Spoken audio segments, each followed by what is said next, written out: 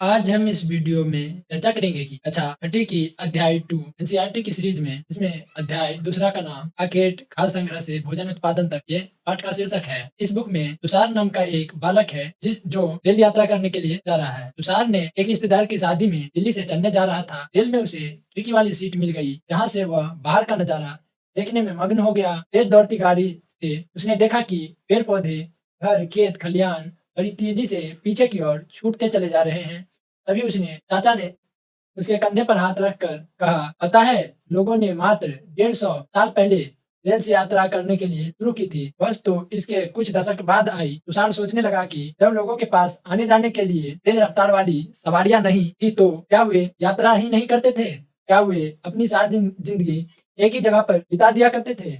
नहीं, ऐसी बात नहीं थी। आरंभिक मानव आखिर वे इधर उधर क्यों घूमते थे? दोस्तों, जो आरंभिक मानव थे, जिन्हें हम आदि मानव भी कहते हैं, वो इधर-उधर विचरण करते रहते थे। आखिर क्यों? तो हम उन लोगों के बारे में जानते हैं, जो इस महाद्वीप के 20 लाख साल पहले रहा करते थे।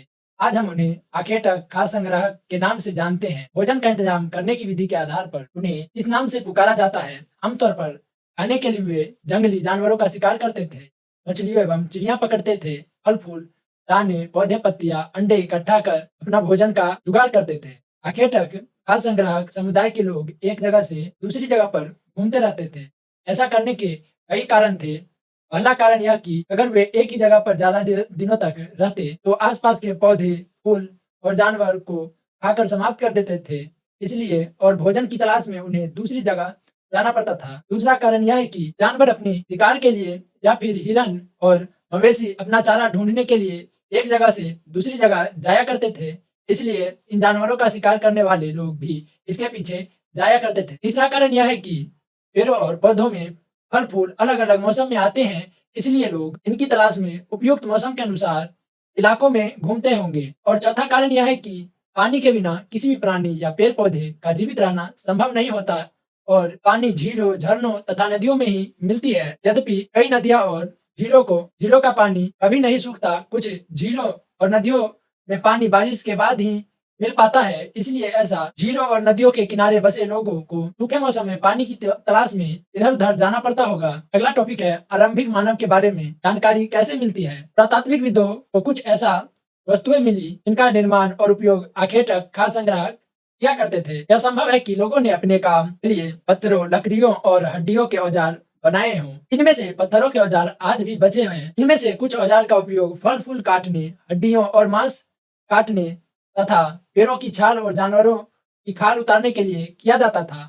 कुछ के साथ हड्डियाँ या लकड़ी के मुट्ठे लगाकर भाले और बाण जैसे हथियार बनाए जाते थे। कुछ औजारों में से लकड़ियाँ काटी जाती थी। लकड़ियाँ का उपयोग ईंधन के साथ झोपड़ियों और औजार बनाने के लिए भी किया जाता था। यहाँ पे आप देख सकते हैं कुछ पत्थर के औजार हैं।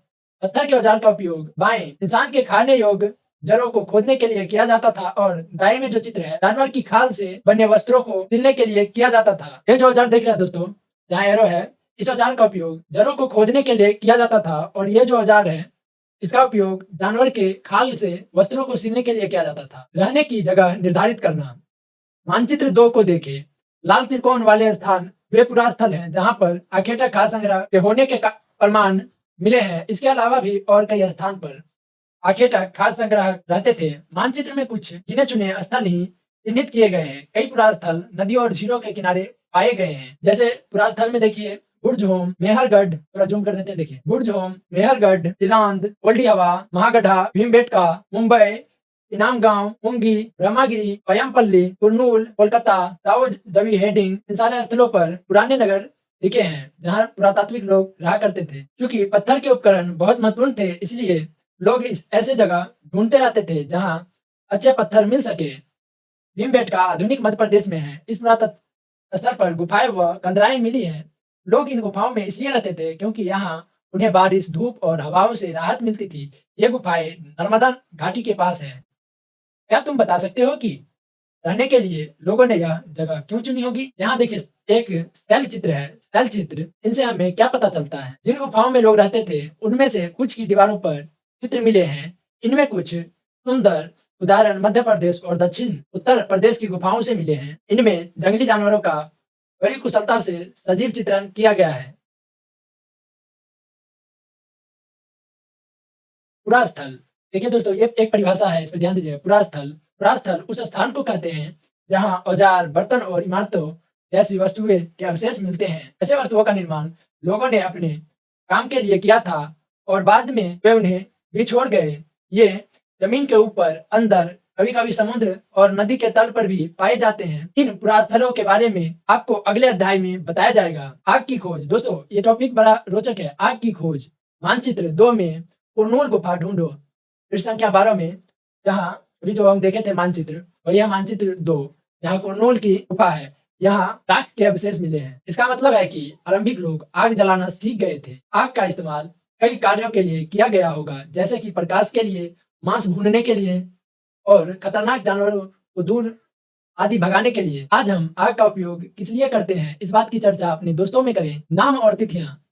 हम जिस काल के बारे में पढ़ रहे हैं, पुरातात्विकविदों ने इनके बड़े-बड़े नाम रखे हैं। आरंभिक काल को पूरा पाषाण काल कहते हैं। दोस्तों, यहाँ पर भी एक परिभाषा है। आरंभिक काल को पूरा पाषाण काल कहते हैं।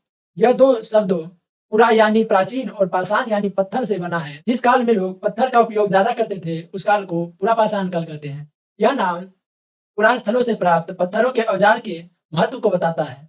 पुरा पाषाण काल 20 लाख साल पहले से 12,000 साल पहले के दौरान माना जाता है। इस काल को भी 3 भागों में विभाजित किया गया है: आरंभिक, मध्य एवं उत्तर पाषाण युग। मानव इतिहास की लगभग 99% कहानी इसी काल के दौरान घटित हुई। इस काल में हमें पर्यावरणीय बदलाव मिलते हैं, उसे मेसोलिथ यानी मध्य पाषाण युग कहते हैं।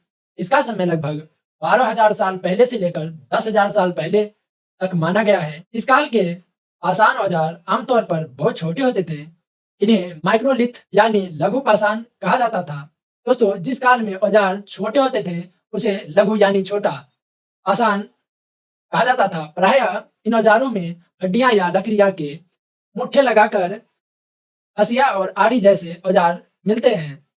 साथ साथ पुरापाषाण युग वाले औजार भी इस दौरान बनाए जाते रहे। अगले युग की शुरुआत लगभग 10,000 साल पहले से होती है। इसे नवपाषाण काल कहते हैं। नवपाषाण काल का मतलब क्या होता है? हमने कुछ स्थलों के नाम दिए हैं। अगले अध्याय में तुम्हें इनके नाम मिलेंगे। अक्सर हम पुराने स्थलों के लिए उन नामों का प्रयोग करते हैं जो आज प्रचलित है, क्योंकि हमें ज्ञात नहीं कि उस काल में इनके क्या नाम रहे होंगे। बदलती जलवायु। इस टॉपिक को ध्यान से देखिए। बदलती जलवायु। लगभग 12,000 साल पहले दुनिया की जलवायु में बड़े बदलाव आए और गर्मी बढ़ने लगी। इसके परिणाम स्वरूप कई क्षेत्रों में घास वाले मैदान बनने लगे। इससे हिरन, बारहसिंगा, भेड़, बकरी और गाय जैसे उन जानवरों की संख्या बढ़ी जो घास खाकर जिंदा रह सकते हैं। जो लोग इन जानवरों का शिकार करते थे, वे भी इसके पीछे आए और इनके खाने पीने की आदतें और प्रजनन की समय की जानकारी हासिल करने लगे। हो सकता है कि तब लोग इन जानवरों को पकड़कर अपनी जरूरतों के अनुसार पालने की बात सोचने लगे हो। साथ ही इस काल में मछली भी भोजन का महत्वपूर्ण स्रोत बन गई। अगला टॉपिक देखिए दोस्तों, खेती और पशुपालन की शुरुआत। इस दौरान उपमहाद्वीप के भिन्न भिन्न इलाकों में गेहूं, जौ और धान जैसे अनाज प्राकृतिक रूप से उगने लगे थे। शायद महिलाओं, पुरुषों और बच्चों ने इन अनाजों को भोजन के लिए बटोरना शुरू कर दिया होगा। साथ ही वे यह भी सीखने लगे होंगे कि यह अनाज कहाँ उगते थे और कब पककर तैयार होते थे। ऐसा करते करते लोगों ने इन अनाजों को खुद पैदा करना सीख लिया होगा। इस प्रकार धीरे धीरे वे कृषक यानी किसान बन गए होंगे। इस तरह लोगों ने अपने घरों के आसपास चारा रखकर जानवरों को आकर्षित कर उन्हें पालतू बनाया होगा। सबसे पहले जिस जंगली जानवर को पालतू बनाया था, वह जानवर कुत्ते हैं। धीरे धीरे लोग भेड़, बकरी, गाय और सूअर जैसे जानवरों को अपने घरों के नजदीक आने को उत्साहित करने लगे। ऐसे जानवर झुंड में रहते थे और ज्यादातर घास खाते खाते थे। अक्सर लोग अन्य जंगली जानवरों के आक्रमण से इसकी सुरक्षा किया करते थे और इस तरह धीरे धीरे वह पशुपालक बन गए। पशुपालक किन्हें कहते हैं? जो लोग पशु पालते हैं उन्हें पशुपालक कहते हैं।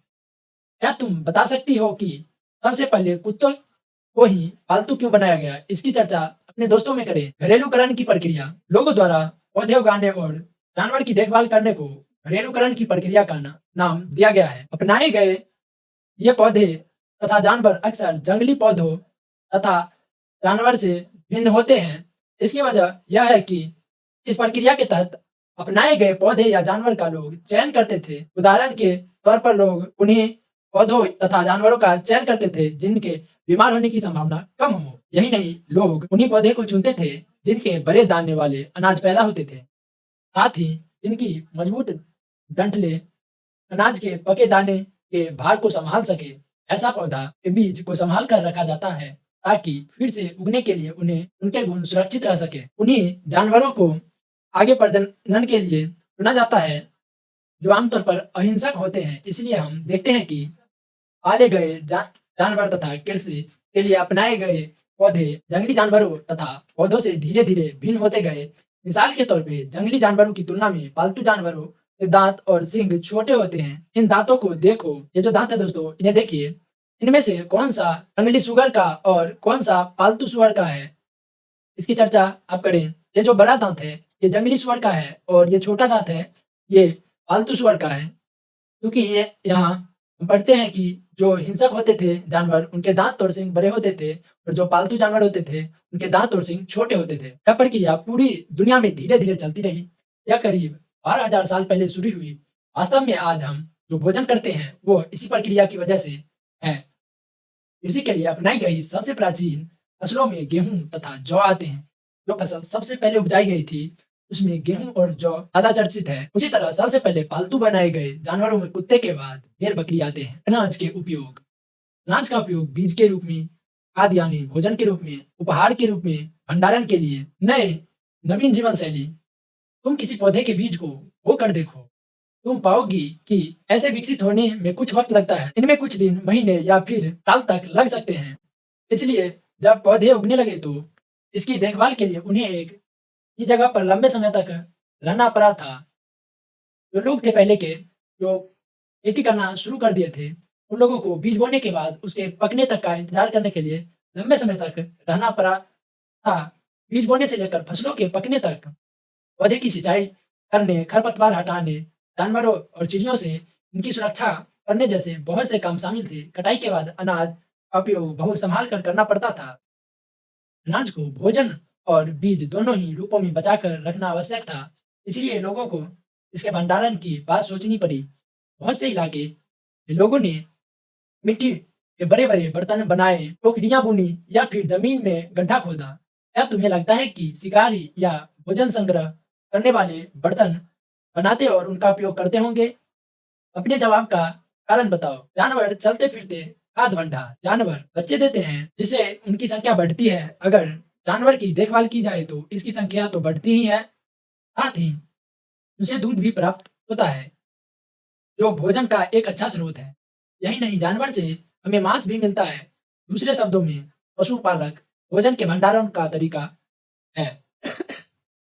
भोजन के अतिरिक्त जानवर से और क्या-क्या मिलता है, इनकी चर्चा अपने दोस्तों में करें। आज जानवर का उपयोग किस लिए होता है, इनकी चर्चा अपने दोस्तों में और बड़े बुजुर्गों से करें। आओ प्रारंभिक कृषक और पशुपालक के बारे में पता करें। मानचित्र 2 पृष्ठ संख्या 12 देखो। क्या तुम्हें कई नीले वर्ग दिख रहे हैं? ये दोस्तों, ये खुद से करने वाला है। अब चाहे तो मैं मानचित्र का पीडीएफ ये डिस्क्रिप्शन में लगा दूँगा, वहाँ से आप डाउनलोड कर लेंगे और जो क्रिया ये है, अभिक्रिया करने वाली चीज़, वो आप खुद से कर लेंगे पढ़-पढ़ के।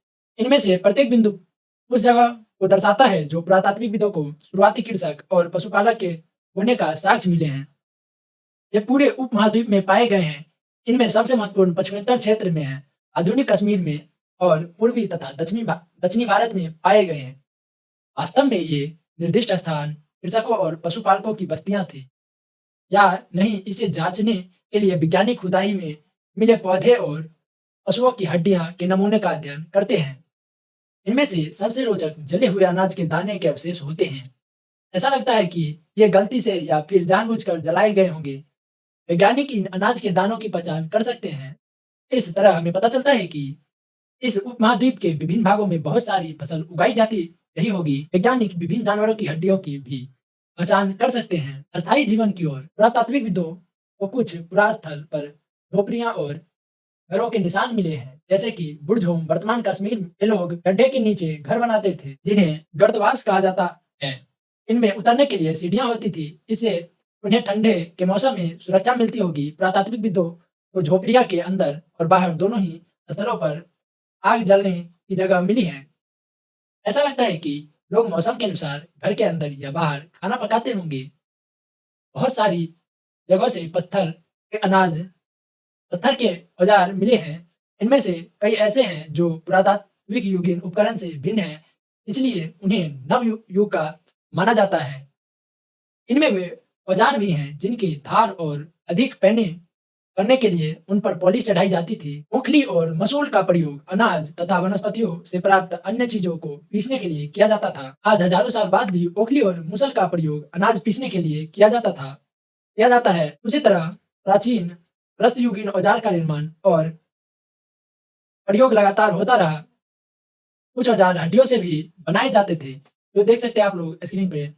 ये सब औजार हड्डियों से बनाए जाते हैं, हड्डियों और पत्थरों से बनाए जाते थे। ये औजार पत्थर के हैं। नवपाषाण युग के प्रास्थलों से कई प्रकार की मिट्टी के बर्तन मिले हैं। कभी-कभी इन पर अलंकरण भी किया जाता था। बर्तनों का उपयोग चीजों को रखने के लिए किया जाता था। धीरे-धीरे लोग बर्तनों का प्रयोग खाना बनाने के लिए भी करने लगे। चावल, गेहूँ तथा दलहन जैसे अनाज अब आहार का महत्वपूर्ण हिस्सा बन गए हैं। इनके साथ-साथ अब लोग कपड़े भी बुनने लगे थे। इसके लिए कपास जैसे आवश्यक पौधे उगाए जा सकते थे। क्या ये परिवर्तन हर जगह एक साथ ही आ गए होंगे? ऐसी बात नहीं है। एक एक तरफ जहाँ कई जगहों पर स्त्री-पुरुष शिकार और भोजन संग्रह करने लगे लगे थे, वहीं अन्य लोग हजारों साल के दरमियान धीरे-धीरे खेती और पशुपालन को अपना लिया। बहुत जगह लोग मौसम के मुताबिक बदल-बदल कर अपनी जीविका चलाया करते थे। क्या तुम कल्पना कर सकती हो कि इस पात्र में क्या रखा होगा? सूक्ष्म निरीक्षण। मेहरगढ़ में जीवन मृत्यु मानचित्र 2 पृष्ठ संख्या 12 में मेहरगढ़ ढूंढो। यह ईरान जाने वाले सबसे महत्वपूर्ण रास्ते बोलन दर्रे के पास एक हरा भरा समतल स्थान है। मेहरगढ़ संभवतः वह स्थान है जहाँ के स्त्री पुरुष ने इस इलाके में सबसे पहले जौ गेहूं उगाना और भेड़ बकरी पालना शुरू किया। यहाँ विभिन्न प्रकार के जानवरों की हड्डियां मिली। इसमें हिरन तथा सुगर जैसे जंगली जानवर तथा भेड़ और बकरियों की हड्डियां हैं। मेहरगढ़ में इसके अलावा चौकोर तथा आयताकार घरों के अवशेष मिले हैं। प्रत्येक घर में 4 या उससे ज़्यादा कमरे हैं, जिसमें से कुछ संभवतः भंडारण के काम आते होंगे। मृत्यु के बाद सामान्यतः मृतकों सगे संबंधी उसके प्रति सम्मान जताते हैं। लोगों की आस्था है कि मृत्यु के बाद भी जीवन होता है, इसलिए कब्रों में मृतकों के साथ कुछ सामान भी रखे जाते थे। मेहरगढ़ के घर का चित्र ये जो है चित्र ये मेहरगढ़ के जो घर होते थे उनका चित्र है। मेहरगढ़ के घर शायद ऐसे होते थे। तुम जिस घर में रहते हो उसके साथ इस घर की क्या समानता है, ये चर्चा अपने आप में करो। मेहरगढ़ में ऐसी कब्रें मिली हैं। एक कब्र में एक मृतक के साथ एक बकरी को भी दफनाया गया था। संभवतः इसे परलोक में मृतकों के खाने के लिए रखा गया होगा। देखिए दोस्तों, ये है अस्थियों का चित्र जो खुदाई में मिले हैं। मेहरगढ़ की कब्र का चित्र। क्या तुम बकरी के कंकाल को पहचान सकते हो? कल्पना करो, तुम आज से 12,000 साल पहले पत्थर की एक गुफा में रहते हो। पृष्ठ संख्या 13 पर देखो। तुम्हारे मामा गुफा की एक भीतरी दीवार पर चित्र बना रहे हैं और तुम उनकी सहायता करना चाहते हो। तुम रंग बनाओगे, रेखाएँ खींचोगे या फिर उनमें रंग भरोगे। तुम्हारे मामा तुम्हें कौन-कौन सी कहानियाँ सुनाएँगे? उपयोगी शब्द, अकेटक, खाद्य संग्राहक, जो अकेट और यानी शिकार और भोजन का संग्रह करते थे, उन्हें अकेटक और खाद्य संग्राहक कहते थे। पुरास्थल, पुराने ज़माने के जो स्थल मिले हैं, उन्हें पुरास्थल कहते हैं। उद्योग स्थल, आवासीय स्थल, उद्योग स्थल वो है, जहाँ पे कृषि करना शुरू किया गया था। आवासीय स्थल, वैसे स्थल जहाँ लोग पहले रहना शुरू किए थे, जैसे कंदराओं में, गुफाओं में। पुरापाषाण यानी सबसे पुराने पाषाण, जो सबसे पुरानी पाषाण काल थी उसे पुरापाषाण कहते थे। जो बीच का पाषाण काल था उसे मध्य पाषाण कहते थे। और लघु पाषाण जिस काल में पत्थरों के छोटे-छोटे औजार मिले हैं उसे लघु पाषाण कहते हैं। कृषक किसान को ही कृषक कहते हैं। पशुपालक वैसे लोग जो पशुओं को पालते हैं पशुपालक कहलाते हैं। नवपाषाण युग 12,000 साल से बाद वाले युग को नवपाषाण युग कहते हैं। कब्र कब्र वो होता है जिसमें पहले के ज़माने में लोगों को दफनाया जाता था। आओ याद करें, इन वाक्यों को पूरा करो। अखेटक खाद्य संग्रह गुफाओं में इसलिए रहते थे क्योंकि उसे धूप, वर्षा और अन्य मौसम से सुरक्षा मिल सके। घास वाले मैदान के विकास 6 साल से पहले हुआ। तो जब आप कहानी पढ़ेंगे तो आपका इसका उत्तर मिल जाएगा। खेती करने वाले लोग एक ही स्थान पर लंबे समय तक क्यों रहते थे? पुरातात्विकविद ऐसा क्यों मानते हैं कि मेहरगढ़ के लोग पहले केवल शिकारी थे और बाद में उनके लिए पशुपालन ज्यादा महत्वपूर्ण हो गया। अब चर्चा करें आखिर तक खाद्य संग्राहक एक स्थान से दूसरे स्थान पर क्यों घूमते रहते थे।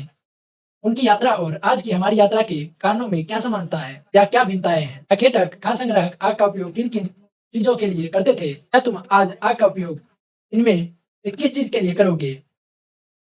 छठा क्वेश्चन है कृषक पशुपालकों का जीवन आखिर तक खाद्य संग्राहकों के जीवन से कितना भिन्न था, तीन अंतर बताओ। और अगला टॉपिक है सातवां क्वेश्चन, आओ करके देखें। तुम जिन अनाज को खाते हो उनकी एक सूची बनाओ। इन अनाजों को तुम स्वयं उगाते हो, अगर हाँ तो एक तालिका बनाकर उनकी खेती की विभिन्न अवस्थाओं को दिखाओ, अगर नहीं तो एक तालिका बनाकर दिखाओ कि ये अनाज किसान से लेकर तुम्हारे पास तक कैसे पहुंचते हैं। कुछ महत्वपूर्ण तिथियां देखते हैं। मध्य पाषाण युग 12,000 वर्ष से 10,000 वर्ष साल पहले। बसने की प्रक्रिया का आरंभ लगभग 12,000 साल पहले हुआ। नवपाषाण युग का आरंभ 10,000 साल पहले हुआ। नेहरगढ़ व्यवस्थी का आरंभ लगभग 8,000 साल पहले हुआ। तो इसके साथ चैप्टर दूसरा खत्म होता है। अगर वीडियो अच्छा लगे तो लाइक करें, चैनल को सब्सक्राइब करें और इस सीरीज में जुड़े रहने के लिए बेल आइकन को जरूर दबाएं। धन्यवाद।